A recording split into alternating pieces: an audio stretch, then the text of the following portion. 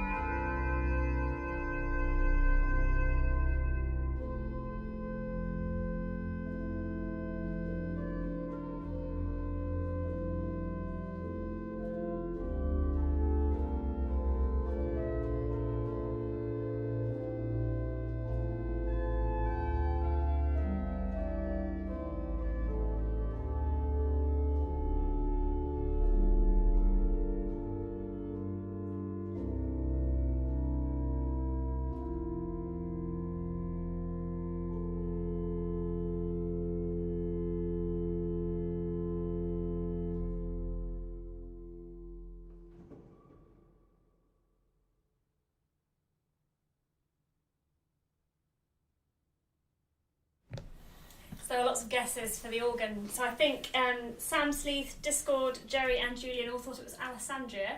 Samuel Sleeth even expanded. He thought perhaps you were using the cornet on the positive as a solo. Well, that's half correct. Half correct. The clue, just as I pressed General Counsel, then you had this infamous clump, which I've mentioned before a few times. When I've played this particular organ, I always mention how satisfying that clump is. It was Haarlem. Okay, you're all wrong. it was the organ of St Bovo Kirk in Haarlem. One of my absolute favourite organs to play, Hauptwerk-wise. Playing Bach on that. And Noel Rawsthorne, it seems, is an absolute joy. So it was Haarlem, not Alessandria.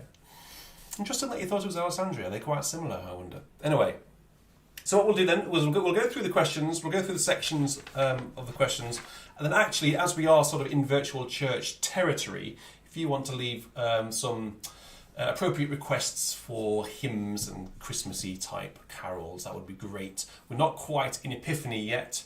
Virtual church will be starting next Sunday with these, the theme of Epiphany. So let's save the Epiphany hymns for next week. So we'll have Christmas hymns, your requested Christmas hymns throughout this answer session. And then at the end, as I say, you may get some Bach if I'm feeling brave, or is that or foolish. Okay, so let's whiz through the answers. Shall I? Jerry's stunned that it wasn't Alessandria. Oh, I'm sorry. Stunned. I'm sorry, Jerry. I'm sorry. Shall we go through the first section? What we will do is I will play the audio, and as the audio has been played, I will talk over it and explain what it is, what you're listening to. Okay. So the first question was, which carol is currently being sung? It was worth 1 point.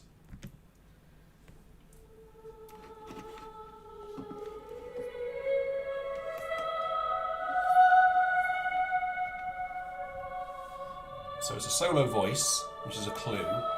This carol, this first verse is always generally sung solo.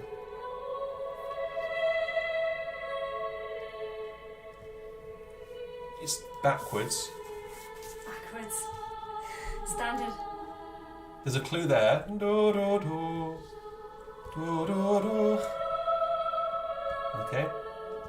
Now this carol is, of course, Once in Royal David's City.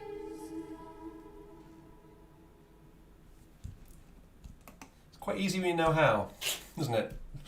Okay, so that was Once in Royal David's City. 1 point. Question 2 is, again, which carol is this? This one will be played twice, so apologies for that. It's played on the piano, and the tune is played at all different octaves. So all the notes are correct, but they're all played at different octaves. Did people get this one right generally? Can you remember? A few people did. Yep. 1 or 2. But it did Fox many. That's the whole point. Now, before we start it for the second time, it is While Shepherds Watched Their Flocks by Night. Now listen to the tune.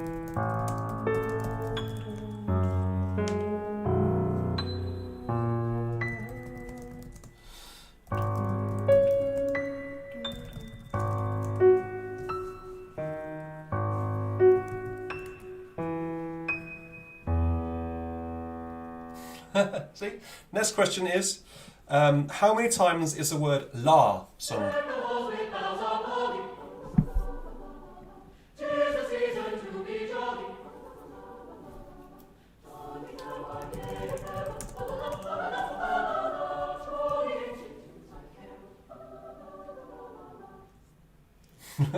Now, people did get that right. That one is quite easy to work out if you sort of sit down and count on your fingers. It is 32. 32. It's 32. So well done to those people who got that right. Okay. Question 5 is, you are the organist. So this hymn, this carol is Silent Night, and the choir master has asked or suggested that we have the first verse unaccompanied. So you sat at the organ and the choir starts singing, and the question is, what do you do when we get to verse 2. Now the crucial thing here is you have to listen for the key. Choirs will often, when singing unaccompanied, change their pitch. Might end in a different key in which they started. Now listen to the tonic. If I play, I don't know whether I'm going to, yes I can, play a chord of B flat major here. There's a B flat. Now, let's have a listen. Tiny bit sharp there.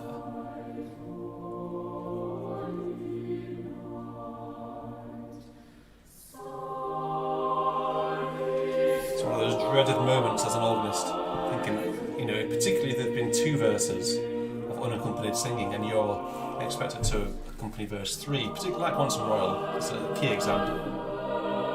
The choir's gone sharp or flat. What do? Do you play in the key, written key, or do you transpose? Can you tell whether the choir have gone up or down?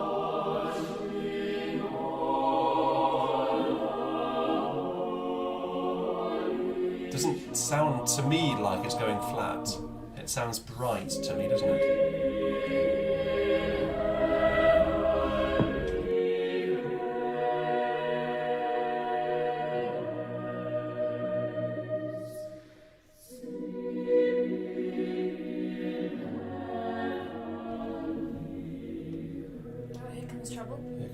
Indeed. Right, so that was Silent Night. Let me play that chord of B flat again.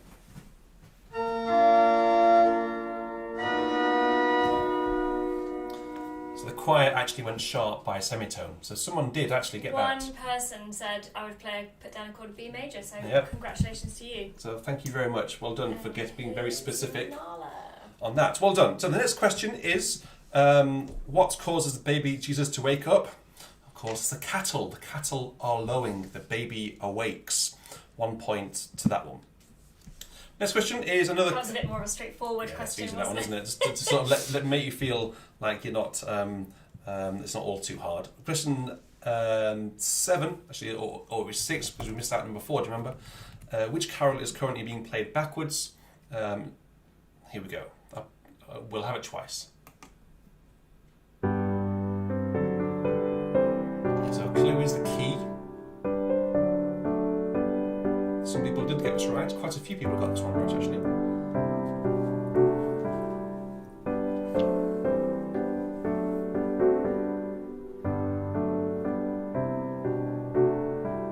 So it sounds to me like the first 2 lines are played twice.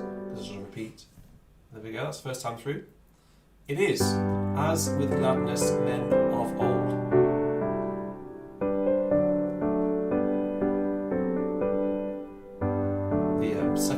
The second part is trickier than the first.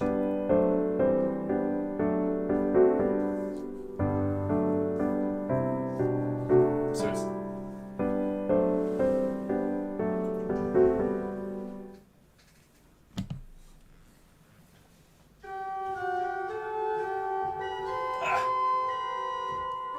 can't reach notes. That's what it was. That's what it was. Well done to those who got that right. Have we had any requests for hymns, Barry? Yes, we have. Kevin has requested Personant Audio, and he said this time could we have it without the cat on the manual, amusing though it was. Yeah, okay, well let's have that one then, shall we? Let's just go into that section before we go into the cathedral section. This is actually my favourite section. I love cathedrals. So before we go into section 2, cathedrals, we'll have it's over there. Oh yes. It might help around the music. Personant Audio, as requested by Kevin. Oh, that's the wrong one. I do hope that you've all had a very good Christmas, by the way. Please do let us know in the chat what you've been up to. Have you been able to see friends, see family? Which is a bit difficult in this country to see friends and family. So a lot of our Christmas conversations and Christmas social gatherings were done online, FaceTime, Zoom, and that sort of thing. So, Personant Audio for Kevin, if I can play it.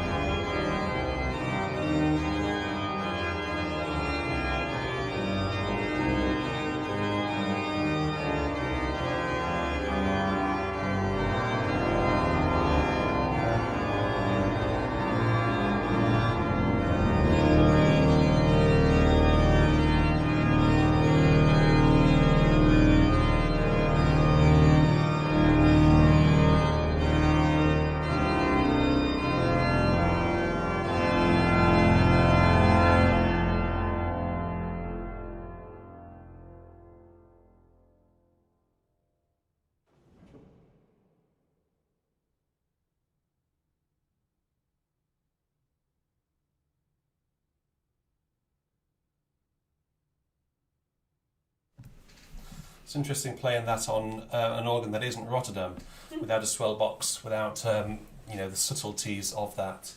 Harlem is quite tricky to do that, but luckily I managed to set up some pistons in advance. Okay, so section The picture 2. round, yay! Picture round, yes, my favourite one. So these were basically all of my favourite cathedrals now.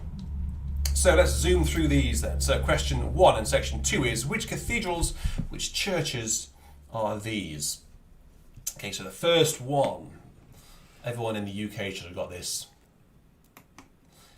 It is, of course, I say of course, but it is St Paul's Cathedral in London. You can tell because it's very ornate. And, here we have the dome just sitting in the middle of the transepts there, and a very, very recognisable organ. There's no cathedral like that anywhere else in the UK. The nearest church which comes to St Paul's is the Brompton Oratory in London. That's very ornate, but nowhere near as big. Okay. That was well answered. I think most people got that right. Most people got that, yeah, exactly. The next one for our American listeners is Washington Cathedral, a place that I've yet to visit, just out of sight, just above sort of the crop at the top of the organ. Is the organ on both sides? It's a wonderful Skinner organ. I really, really would like to go and play that at some point. So if anyone has any contacts, then you are my best friend. Next one, number 3 is, you all know that one, it's Notre Dame in Paris. Doesn't quite look like that at the minute, unfortunately, but it will do very soon. Those are the bells, which I guess were brought down. I don't know, actually. I think the ones towards the right, they look golden. Maybe they're not the Notre Dame bells. I don't know. Possibly they are. But I thought it was a rather beautiful picture. So the organ in the background there, the wonderful Cathedral Col. Famous organ where Louis Vienne was the organist, where Louis Vienne actually famously died up in the organ console doing an organ duet with Maurice Dufay. They weren't playing it at the same time, but they were taking it in turns to play. So that's Notre Dame. Next, a quick one from Andrew. He wants to know if you've played the organ at St Paul's Cathedral. Oh yes, I have. I've done a recital in St Paul's. I've played services there and sung there as a chorister. So yes, I know St Paul's pretty well. Wonderful organ, extremely loud. The next one is, this is a bit trickier, I suppose. This is St John the Divine. Again in America. This is in New York. A huge cathedral. I love the architecture over on the East End. It looks like you have the old and the new there. So another place I'd love to go and visit at some point. Again, if any contacts, please do get in touch. Next one, a cathedral very close to our heart. It is Winchester. It's looking down through the choir from the high altar down into the nave. It's a very, very long cathedral. The part where we are, actually the picture is taken, is largely Norman. It looks like it's had a Gothic makeover, but this area where we are now is the oldest part of the cathedral. And then the more west you move towards the back of the cathedral down the nave, you get into the more modern Gothic part of it. And the organ pipes are over on the right-hand side, which you can just see. And then the organ console is essentially opposite the pipes on the left. Okay, next one. Now, this is not England, this is not America. This is Germany. This is now Cologne Cathedral in Germany. And just look how high the organ is. I think vertigo, people suffering from that would not be very comfortable up there, I suggest. So that is Cologne. Sticking in Germany, this is Berlin Cathedral, a spectacular organ over on the north side there. Beautiful, beautiful round cathedral. Very, very, very stunning place. If you ever get to go to Berlin, it's beautiful. Zooming down, we go over to Barcelona, Barcelona Cathedral. Not a place that I know much about actually, but I I didn't expect many people to get this one right, and I also chose a bit of a tricky angle to really separate out the men from the boys, as it were, here, people who know their cathedrals.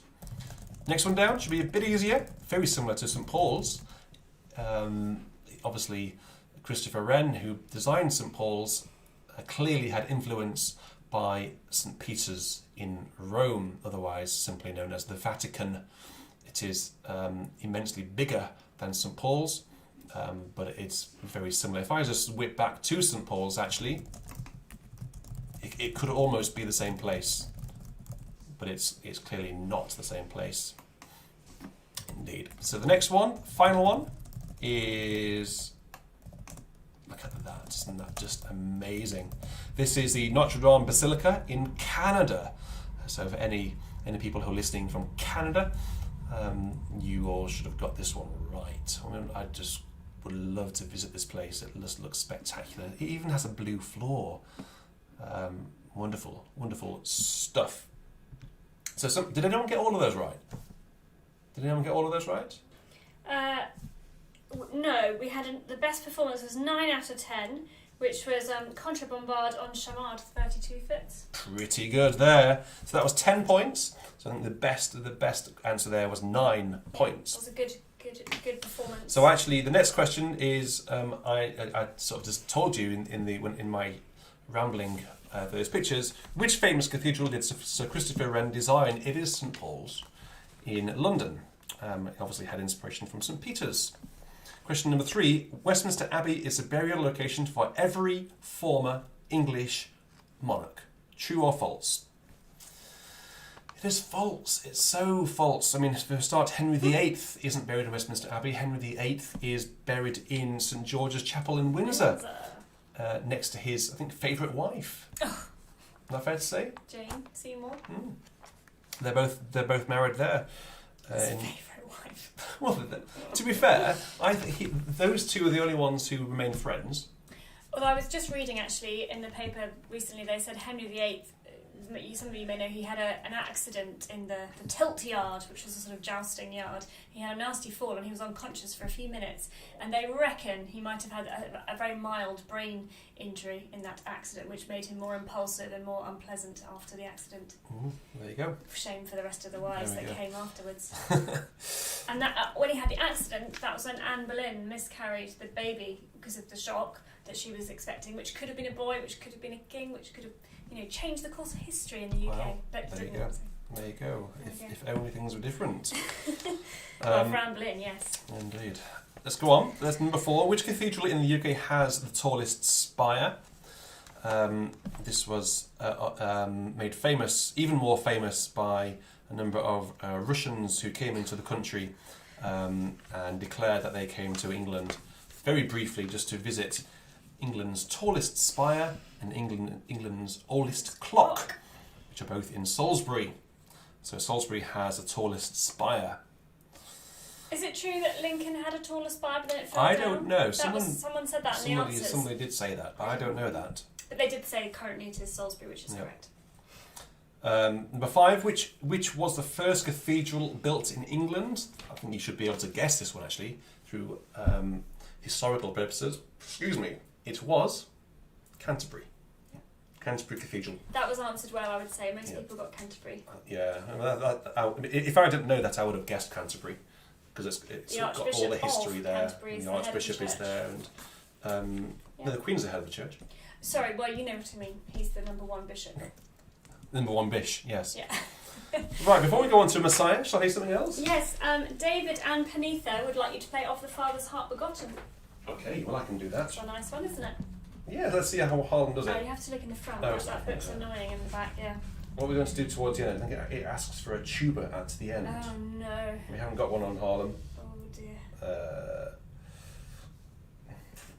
2, 3, 6. Okay, so Of the Father's Heart Begotten without the tuba. Let's pop it onto organ.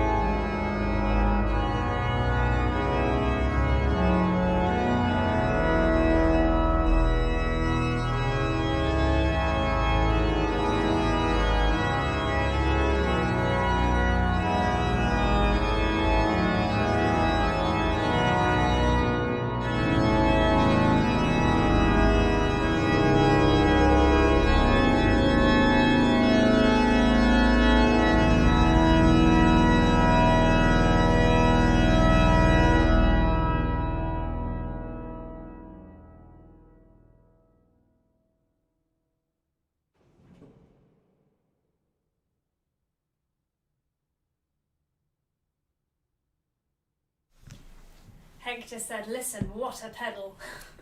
Tell you what, that organ really packs a punch, doesn't it? It's very lively in the room here. It is. It's very lively. Very and lively. not just the stop noises and clunks and clatters. No, everything. Yeah, the pipes are lively too. I think it's one of the most immersive organs on the market, actually. Everything just sounds so, just like, all the noises are clattering and just all of the pipes just have a sense of, I don't know how it's coming across, actually, because I don't often stream live with Harlem, so I don't quite know. It's very bright, and I find the bright mixtures often don't play well with the YouTube audio compression, unfortunately.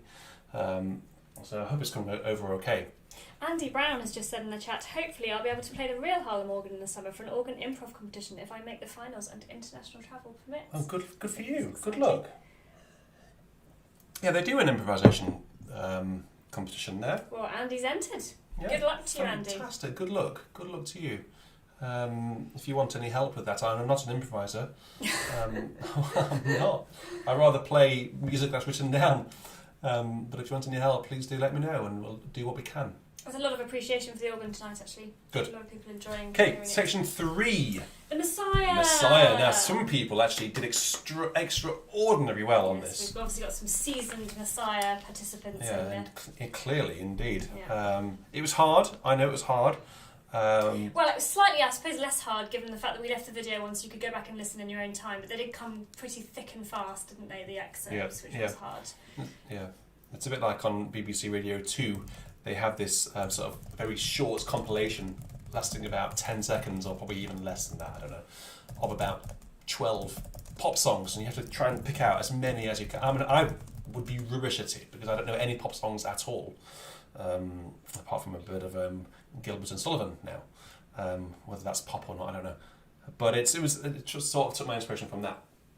Anyway, so here we go. So question number 1: from which movements do these legendary cadences come? I'll shout them out as we go through. Here we go.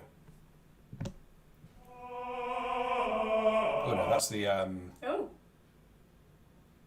So you're in the second section there, do you think?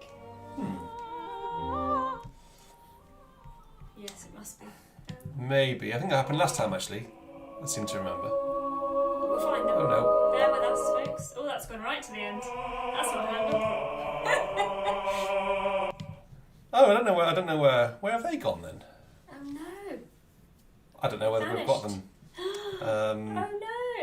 How did we do it? It worked last time, didn't it? It worked last time. Oh no. I don't know where they are. Oh no. Section 2. Here we go. So that's He Trusted in God.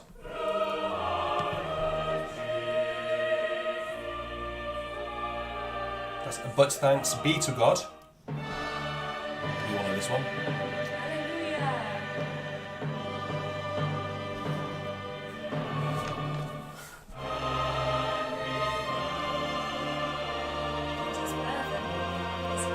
Listen out for the tenor moment. Yeah.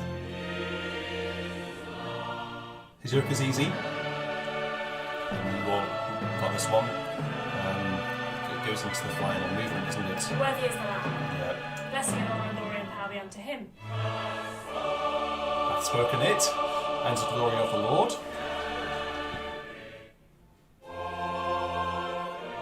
Of glory. Lift up your heads, O ye gates. And then, the easiest one. There's someone asked actually in the chat or in a comment, wherever it was, which recording was this? And it's actually a Stephen Layton recording with his wonderful choir Polyphony. Only the best here on Beauty and Sound. Available on the Hyperion Records label. Wonderful, wonderful recording indeed. So you all got... I hope you all heard that. That was all okay. So, next question was, Messiah is presented in 3 parts. Part 1 is Christmas, starts with the prophecy of and coming of Christ. Part 2 is Easter, describes the passion and death of Christ. Part 3 does not describe the apocalypse, as someone said. Oh dear. If it did, Handel was having a bad day. Oh dear. That's, yeah. I'm just thinking of the wonderful arias towards the end, all about the apocalypse. I know that my Redeemer. So it is, of course, the resurrection and about everlasting life. Okay. Yeah, that was well answered generally. Yep, indeed. So. And people actually went on to talk about the Book of Revelation as well. Yep. Yep, indeed. So they were very theologically on point. So Christmas, Easter, and then the resurrection. The next question is, name the following movements where Handel simply ran out of words. You've already heard a little bit of a sneak preview of this. So I'll have to shout these out quickly. So it's otherwise known as melisma. Which melismatic moments are you listening to? Here we go. So it's Amen.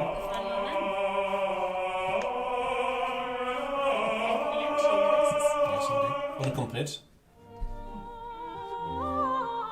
This is If God Be For Us, and the word is justify.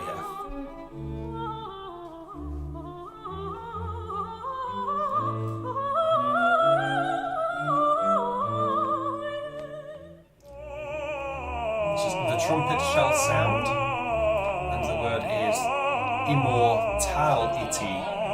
Immortality.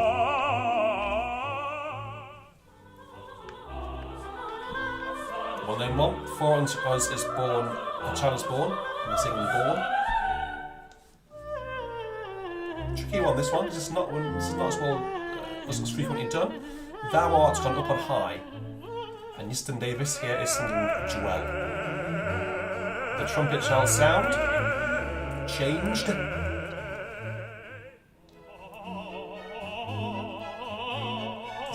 of my favourites, Every Valley. Shall be exalted. Exalted. Rejoice greatly, O daughter of Zion. Rejoice. Why do the heathen so furiously rage together? The people that walked in darkness. Thou shalt break them, potter's vessel. O thou that tellest good tidings to Zion. The yoke is easy, and he shall purify. Let us break their bonds asunder. Thus saith the Lord, shake. For we like sheep. Okay, so Off we go again. off it goes again. Bases. Go on the bases. So if you listen back to those, now knowing the answers, hopefully it should be easier. Some of them are quite tricky actually. I mean, the one which Easton Davis was singing, which one was it? Thou art gone up on high. We don't often hear that one quite so much. That's number 36. But yeah, this is this sort of question. If you know the Messiah, if you know it well, it's straightforward. Okay, before we go into section 4, should we have one more hymn? Yes, Anyone? we had a request, but I don't think we have it actually. It was for the Ilkley Morbar Tat tune, you know. I don't have that. No, so would you like to choose a hymn, Richard? As you're the player here. Because we don't have that one, I'm afraid. I've only got two hymn books today.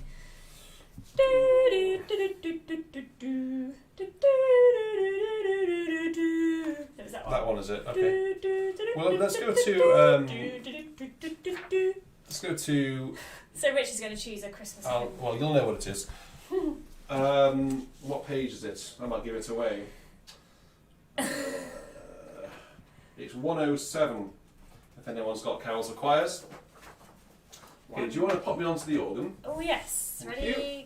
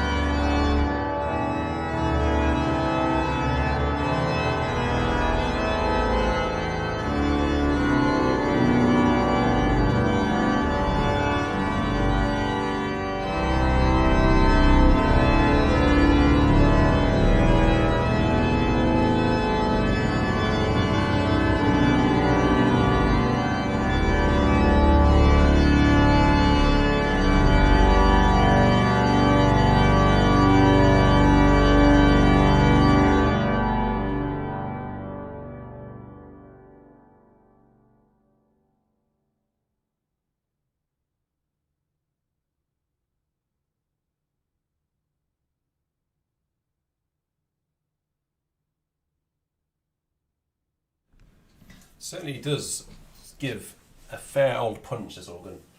Have you ever heard Hark the Herald Angels Sing played before on Harlem?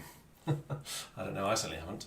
I'm sure they have in Harlem. I'm sure they have in Harlem, but we're not in Harlem. No, not in Do you want to go through your questions, section 4? Yes, Because I've been sort of hogging the answers. So Section 4. you go through. This is Caroline's Christmas Conundrums. Question 1. Oh, this one. This was a bit of a curveball. Actually, Richard set this question. Nobody got it right. It was a bit of a niche question, let's be fair, but it's a good bit of trivia for you to learn afterwards. So Daniel Cook, the organist, director of music at Durham Cathedral. He played the on the recital. He played. That's why I He was asked. one of the 2 guest organists on our Christmas recital with David Casson as well. So Daniel Cook's got a very smart Hauptwerk console with 4 manuals, isn't he? Yep, which he built himself. He built it himself, so well done, Daniel. But from which English cathedral did Daniel Cook get his manuals when he built his home organ? The answer was Bradford Cathedral. They are from Bradford. They are not Salisbury, despite him being at Salisbury. Neither are they York, and neither are they Durham. They are Bradford. They're actually genuine cathedral manuals. So Bradford had a new organ, am I right? Yeah, new console and were they just up for sale, or did he sort of know someone who knew someone who got them for him? I think he just knew that they were going spare. Yeah. Well, good for So him. nice to play. Question 2. Which popular Christmas song was originally composed for Thanksgiving rather than Christmas? The answer was Jingle Bells. I think the Americans knew that. I didn't know it. It's news to me till recently. The first 9 lessons and carol service was devised by the Bishop of Truro in 1880. In which year was the first 9 lessons and carol service held at King's College, Cambridge? So the answer, a few people got this. I don't know whether with the help of Google or not. The answer was 1918. It was held on Christmas Eve 1918. The dean at that time, Eric Milner White, he had served as an army chaplain. And he was concerned that the distress of the Great War had hardened attitudes against religion. So on Christmas Eve 1918, they held their first 9 lessons and carols, which has, of course, now become famous the world over for the annual BBC broadcast. So there you go, just thought it was a nice bit of trivia. The first carol that John Rutter composed was his Nativity Carol. And how old was he? He was 17. Started young.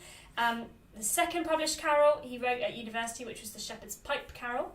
The university that he attended was Cambridge, and didn't give you bonus points, but bonus point, Clare College, Cambridge was John Rutter's college. Question 6. In which century was the Coventry Carol written? It was the 16th century.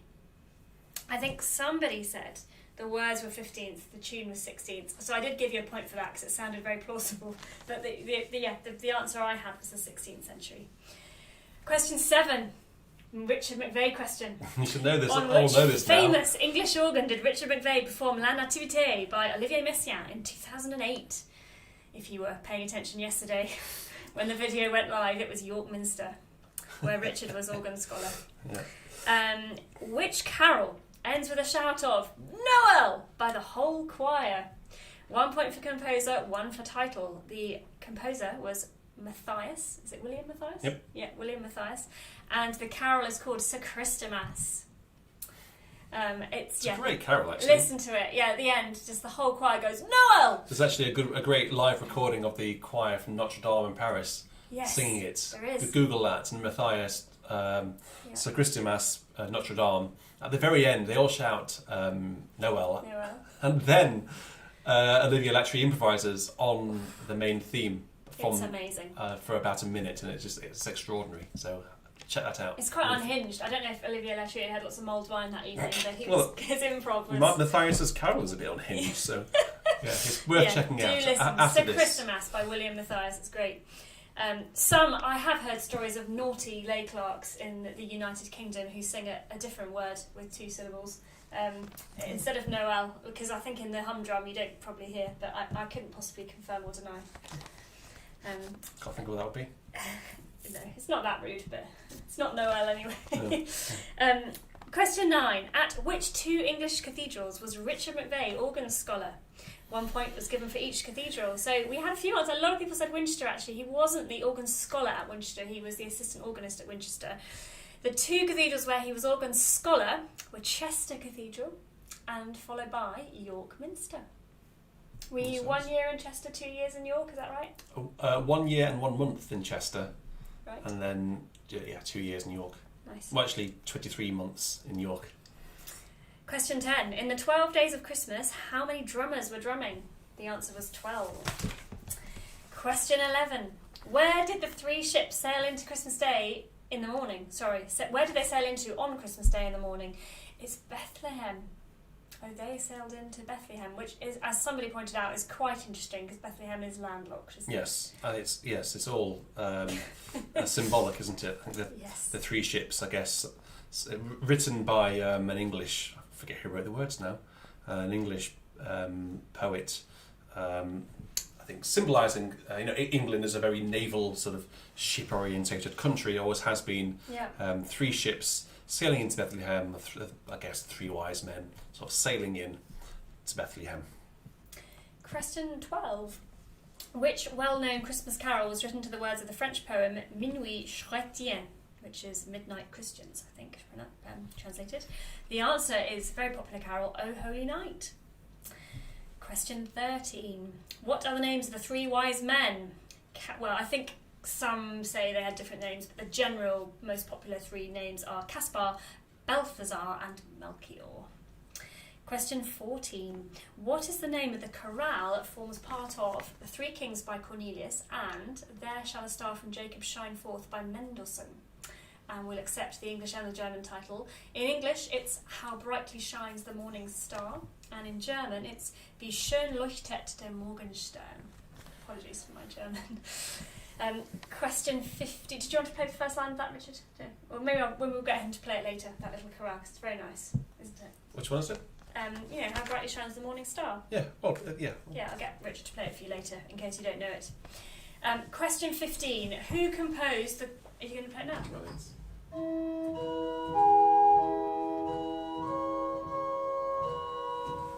There we go. Question 15. Who composed the choral variations titled A Boy Was Born? The answer was Benjamin Britten. Quite difficult. I've sung it before. Quite tricky to sing. Question 16. Actually, not many people got this right. Herbert Howells. I'm sure some people got it right. I can think of one person. Some, but not as many as I'd expect. But we had to have a Howells question because we love Howells. Herbert Howells composed 3 carol anthems. The first 2 are A Spotless Rose and Sing Lullaby. The name of a third, it is an Epiphany one really, it's called Here Is the Little Door. It will be appearing on channel soon. The words, are they by Christina Rossetti? No, I don't think so. No? Don't know, actually. I don't think they're by Christina Rossetti. Oh. We don't know the answer to that, you have to Google it. She wrote... I'll look it up in a minute, hang on. Don't know. Find out who wrote the words to Here Is the Little Door, but it's a poem that Howells set... Somebody in the chat's probably going to tell me straight away. Question 17. Who composed This Is the Truth Sent From Above? The answer is Ralph Vaughan Williams. So I'm sure you didn't know that.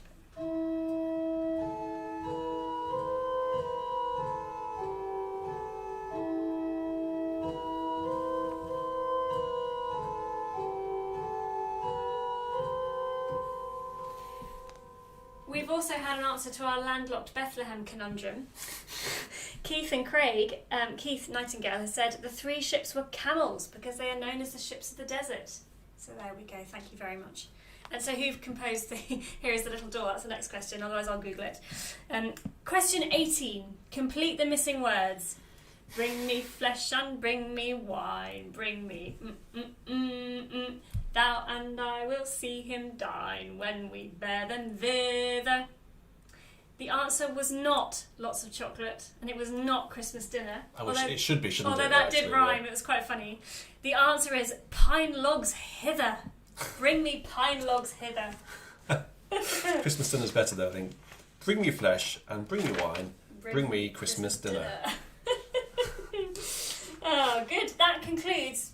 That's it, is it? Okay. Conundrums. Well, what we should do then is just quickly get the answers, or get the sort of the winners ready, and I'll just go.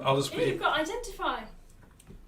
The descants and the yes. music. Okay. There's a whole more page to go, Richard. Oh yes, right, of course, yes. Okay, so I'm not sure actually. I have these. Let me quickly see if for I the can... break. We've had quite a few requests actually. So Anne Dantino said, could we have the Sussex Carol? Julian has asked for What Sweeter Music by John Rutter. Oh, nice. Have you got that? No. No, I didn't think we might have. And Story Angel would like Sea Amid the Winter Snow. We haven't actually played that this year, unless you played it on Christmas Eve. Sea Amid the Winter Snow. Yeah, it's probably in here. We have played that. It's not in there. Oh, is it not? No. Is it in I the don't know where it is. It's in there, but there's a really terrible version in there. Should I go and look for it in another hymn book? Or do you want to play the Sussex Carol, or we haven't got What Sweeter Music? Have we got Sweeter Music? Is it in here? I don't think it's in here. I don't think it's in here, is it? We kind of like could just sing it to you instead. I think that's better. Karen, I could just sing it. No, it's not in here, I'm afraid. Ah, shame. I don't know whether I've got the. Oh yes, I have. Right, so let's just go into section. What we'll do is before we do section 5, there's a very well-known New Year sort of tradition, if you like, piece of music called Auld Lang Syne. Let me just play this to you. Okay, so this is it's a well-known traditional folk song.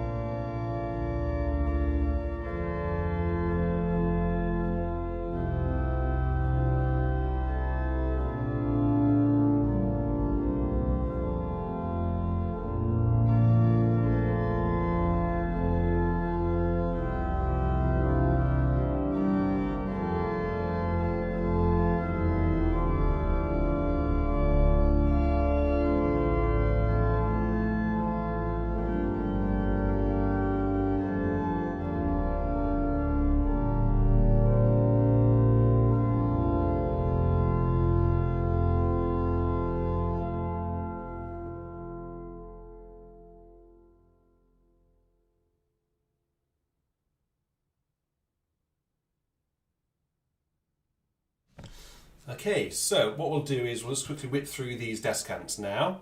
These are all by David Wilcox. There were no questions here, they're all David Wilcox. Okay, so what I need to do is sort of zoom over to the organ. I haven't really thought this one out because we're going to have the wrong angle.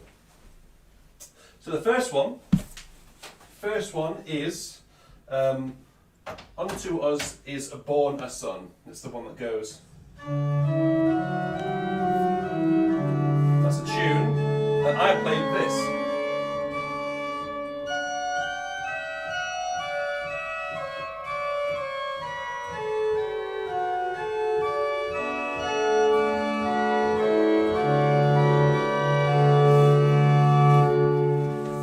Okay, so that was Unto Us is Born a Son. Next one. It's easy when you have all the background, isn't it? The context. The next one. I like context. Is a little town of Bethlehem.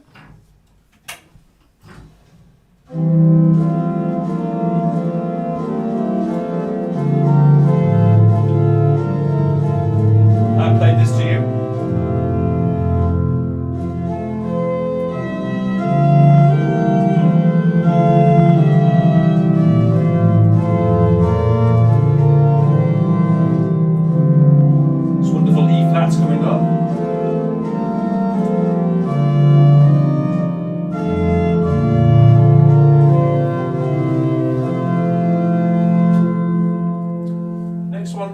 Hark the Herald Angels Sing. I'm sure you all got this one. That's the tune. I played this.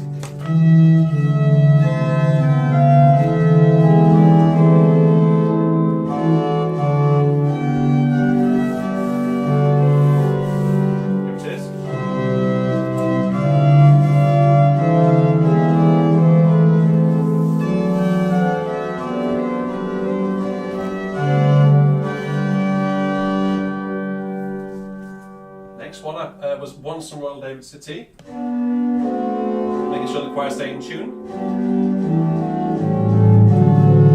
I played this.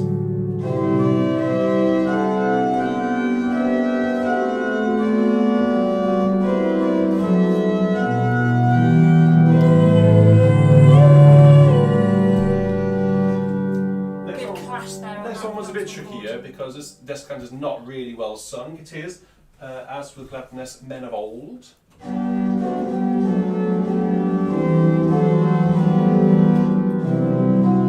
That's the tune. Descant I played was this.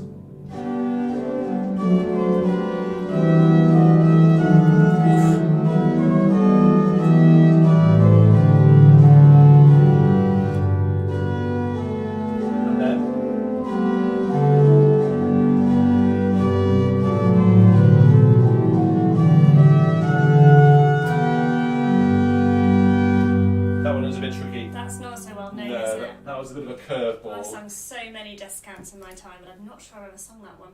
Next one's a bit of an easy one. This was Come Up, Emmanuel. And then the famous descant at the end, Rejoice, Rejoice. Rejoice, rejoice.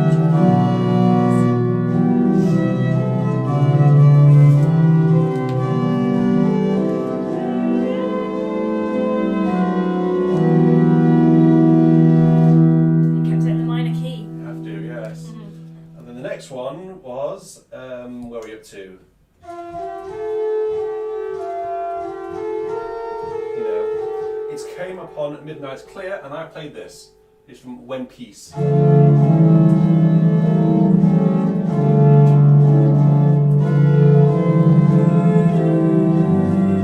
tune.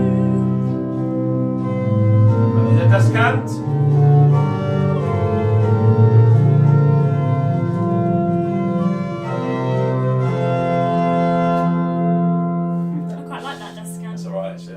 Next one.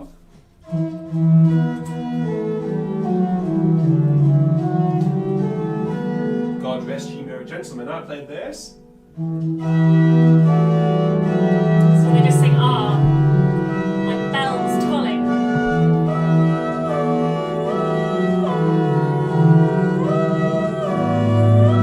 And so on. Yep, good one that. Next one. That one.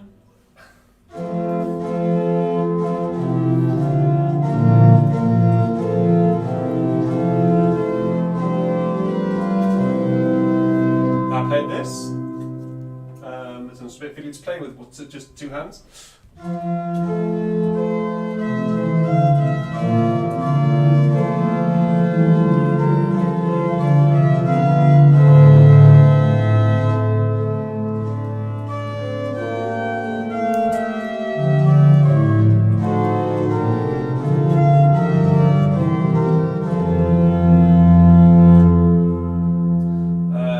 Next one, which you've heard tonight, Of the Father's Heart Begotten.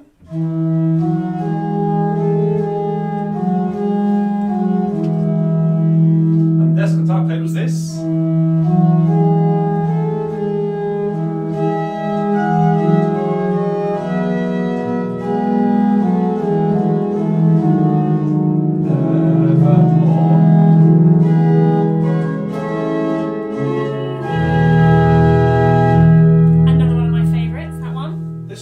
Quite done so often because a lot of descants have been written since by choir directors and other people. This is Lo He Comes with Clouds Descending.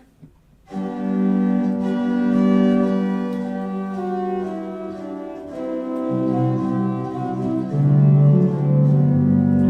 the descant I played was this. It's Oh Come Quickly, Come Quickly.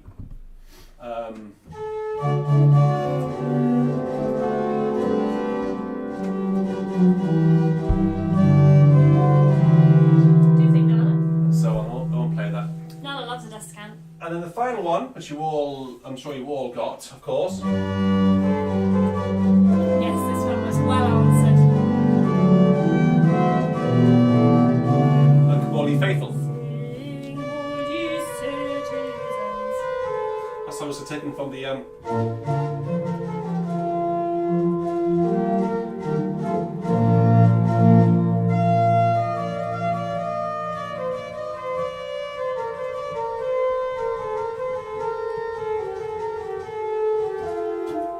That's where the tune comes from. Okay, well done to those people who got those right. Well done. Next one. Nala says well Question done. 2. I'll shout these out. This is my favourite question, because this is the sort of question that I would love to be asked myself, because I'd be able to get these right like a shot. Come on, Nala. Okay, so these are all well-known Christmas pieces of choral music, and they sound like this. I'll shout them out. So that's Whitaker, Luxorumque.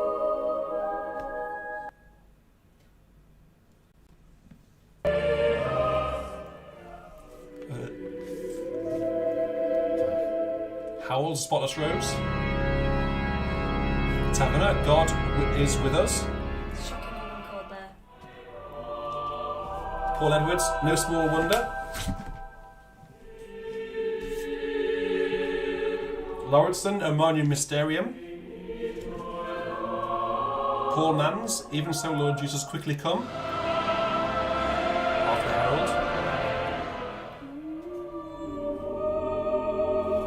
Kenneth Layton, Lully Lala. One of the best. Listen to that if you don't know it. John Taverner, The Lamb. Francis Poulenc, Omanium Mysterium.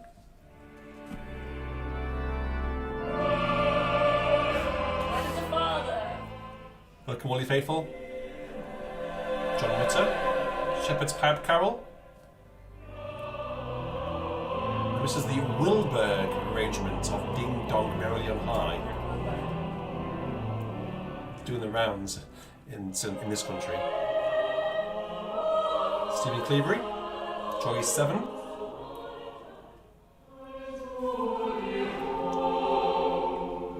John Rutter, There Was a Flower. My favourite John Rutter, that. Harold, My heart. Harold Dark, In the Bleak of the Winter. Christina Rossetti. David Wilcox, Tomorrow Shall Be My Dancing Day. Jonathan Dove, The Three Kings. And then, you should all know this one now because you've heard me play it. This is a final movement of La Nativité du Premier Moon by Messiaen, which I put on the channel last night. The very final chord. So let's hear those once more. So Luxorumque, Eric Whitaker, of course. The Little Town of Bethlehem. Spotless Rose by Howells. See, wonderful chord there. C sharp minor. John Taverner, God is with us. Paul Edwards, No Small Wonder. Morton Lauridsen, Omanium Mysterium. Paul Manns, Even So Lord Jesus Quickly Come. You know that one. Layton, Lulay Lala. John Taverner, The Lamb. Poulenc, Omanium Mysterium.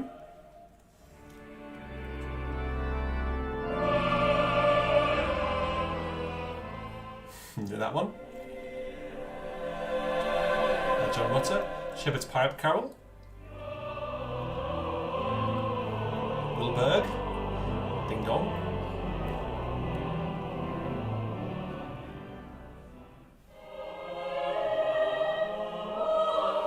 Beautiful little carol by Stephen Cleavery, Joy 7. John Rutter, There Is a Flower.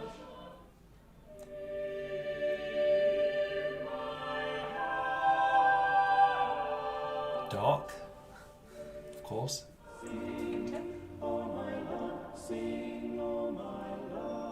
That's the Wilcox, Tomorrow Should Be My Dancing Day. This is Jonathan Dove, The Three Kings. It's very hard to sing this. Very virtuosic.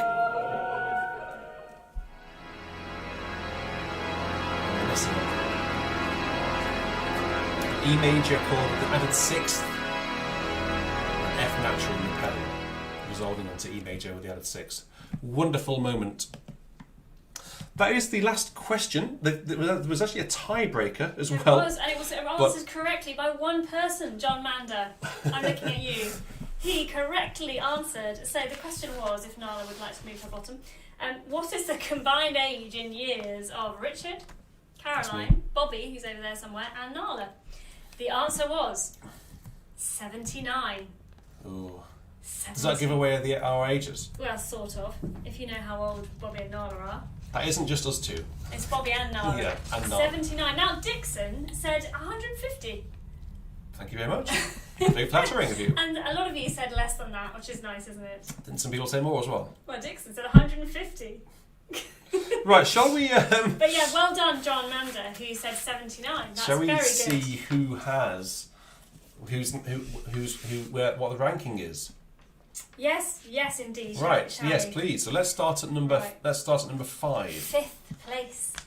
So this is a top 5. With a particularly strong round in the Messiah cadences, actually. One of the best rounds was E-Bibs. Congratulations, E-Bibs. 5th place. With a score of 39. out of 100. 39%. Okay. 4th place was Contra Bombard on Chamard, 32 foots, which I do know is Discord Baroque Society and a friend who clubbed together.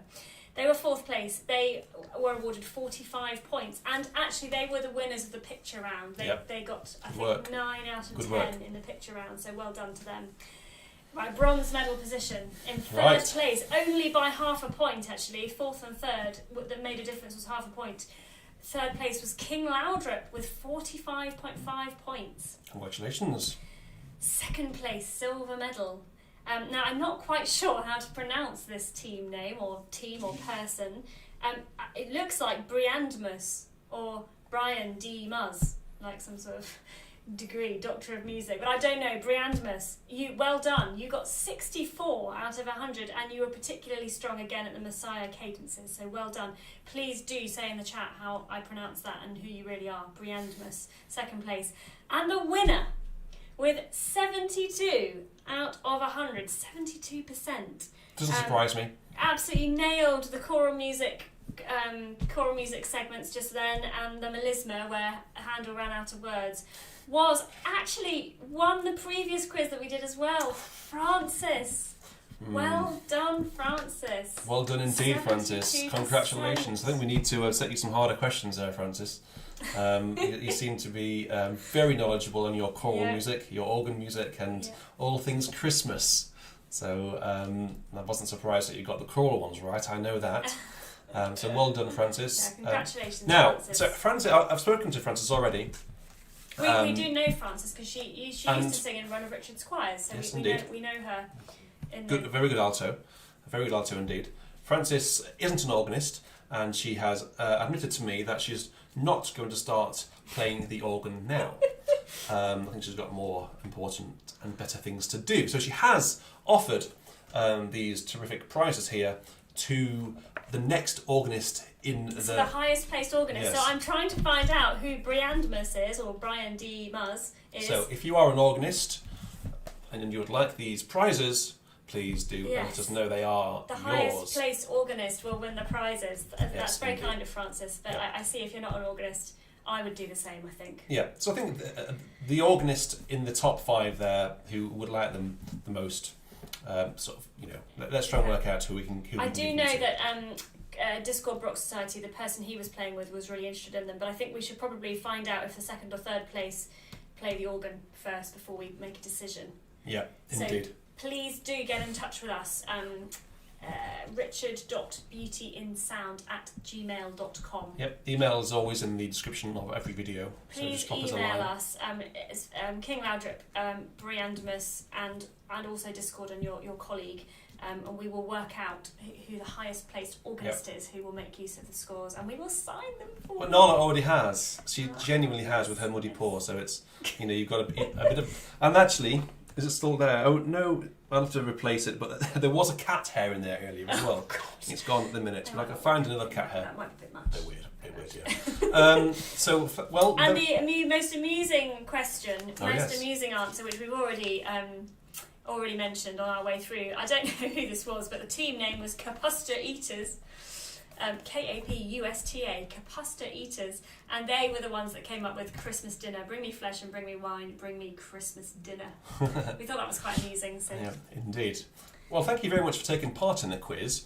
I will actually, in a minute, just play, as I mentioned earlier on, I am learning, my New Year's resolution, one of my New Year's resolutions is a bit challenging, and I hope I'm able to achieve it, is to actually learn these 6 organ sonatas in volume 7 of this Bärenreiter edition. The 6 organ sonatas by Bach, starting at the very beginning. So I've started with number 1, which is probably wise because it's the easiest one, I think. I don't know, I haven't played the other ones. So what I'm going to do, if you would let me, is just play movements 1 and 3 to you. That's very brave. Well, that's maybe a bit foolish. It will be just a fraction under tempo as well, just so we can sort of get used to performing it, because I want to be able to. These are so nerve-wracking, these pieces. They're notoriously difficult, and I think they're sort of like every organist knows them, and every organist is scared of them, including me. But to be able to perform them in recitals and live, proper recitals, and maybe in virtual church and in real life, of course, I need to be able to sort of practice performing them. So you're going to be my guinea pigs, okay? So don't tell anyone if it goes wrong. Just keep it quiet, okay? So before I do that, next Sunday, we will go into our first virtual church of 2021, and we will be in the season of Epiphany. Therefore, all hymns in the next week's virtual church will be the wonderful hymns for Epiphany. Brightest and best of the sons of the morning springs to mind. Which tune we have for that one, we'll have to wait and see, because there are some very good tunes to it. You might just have to play them all. I might just have to play them all, why not? And next Saturday I possibly will put on a recital. I'm off work this week, yes, so I might be able to put on a recital on Saturday. Look out for a placeholder for that. So, is there anything else that we need to say just before I hop over to the organ? I don't think so. I think we've covered everything. Okay. Yeah. Great. Okay, so this will be the Trio Sonata number 1 in E flat on the wonderful organ of Haarlem. One of the organs. I do intend to record all of these actually this year once I've learnt them all. I'll probably play them in various recitals throughout the year. PJ says you will like number 5 and 6 also. And yeah, I know the one in G major is beautiful, isn't it? But what scares me is it's marked vivace at the beginning. I know them to listen to. I know your skates on, Richard. I've listened to them and I've heard people play them so well, and I've seen people play them, and I've always been in awe of people playing them. So by the end of the year, we will have a new organ album out. It will be 6 Trio Sonatas by Bach. What a scary thought that is. And as I say, throughout the year, we'll play them in various recitals. Starting with today. I'm under strict instructions not to let any cat on a manual during the performance. Not for this. So here we go, guys. This is the first and last movement of the Trio Sonata number 1 in E flat by Bach, BWV 525.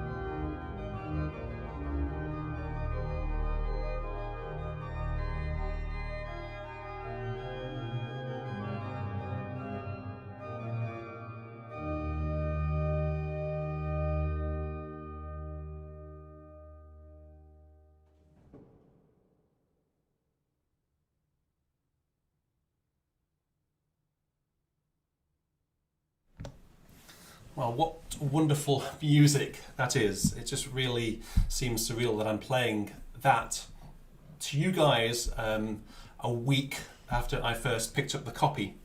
Last week was the first Sunday we didn't have a virtual church since, I don't know when, April time last year. And I used the time last Sunday to actually start learning the trio sonata. So that is the first time I've ever played it. Second movement is, I haven't quite finished learning that. Well, I haven't finished learning those, as you could tell. But the second movement is my sort of third movement to learn out of the three, if you see what I mean. But what wonderful pieces they are to play. And I do want to find the best Hauptwerk organs upon which to record them. I think Harlan will do them very well. As you've heard, it does it very clearly, despite there being a really wonderful resonance in the church. It actually is very clear. There is another organ, Rotterdam Transept organ is actually how I'm learning them. I'm using that organ because it's so clear and just no nonsense, basically. It's just straight to the point, if you like. It's super clear. No thrills on it, just a decent size specification. Actually, that small 3-manual organ does it really well. So I'd like to find possibly Rotterdam Transept, Haarlem, and then maybe 4 more organs to record them on, I think. Apparently Alessandria, if it sounds so much like Haarlem. I haven't tried it, actually. I haven't tried Alessandria. I have a feeling big acoustic in Alessandria. The acoustic might be a little bit too wishy-washy. I don't know. We'll try it. I haven't really tried Bach on there, apart from the B minor that I did the other week. So, positive. Well, thank you very much. Well, thank you. Next time I play it'll be a bit faster. Jerry was impressed that you were playing them with socks. Yes. I thought that was very brave. Well, I know. Well, yeah. Well. But interestingly, when we were allowed to sneak into Romsey Abbey just before Christmas to record, we didn't have much time at all, so a couple of hours max. And Richard started off in his organ shoes, and after a few minutes he said, actually, I haven't got time to familiarise myself with this pedal board in my shoes. Took his shoes off and felt his way around the pedal board in his socks. So I think just sometimes it's easier to find your way around an unfamiliar pedal board in socks. I find that anyway. I will learn that. I will play them in shoes. I haven't tried them in shoes yet, so that might be a bit of a new experience. Okay, so I think we'll leave it there. Well done to Francis for coming top. Bravo, Francis. And then we'll actually find out who the next organist is in line, because Francis has said that she'd like them to go to an organist. So we'll find out who that person is, and then we will get them sent to you. Send us an email. Everyone in the top 5, do email us, and we will get back to you. Yep, indeed. So hopefully we'll do a recital on Saturday. Might even play that. We'll see. So until then, or until next weekend at least, we will say cheerio. Cheerio. Happy New Year. Happy New Year, everyone. Stay safe. And I really look forward to spending 2021 with you guys. Really exciting new content coming your way. You're going to love it. Okay. Cheerio, everyone. Cheerio. Bye-bye. Bye-bye.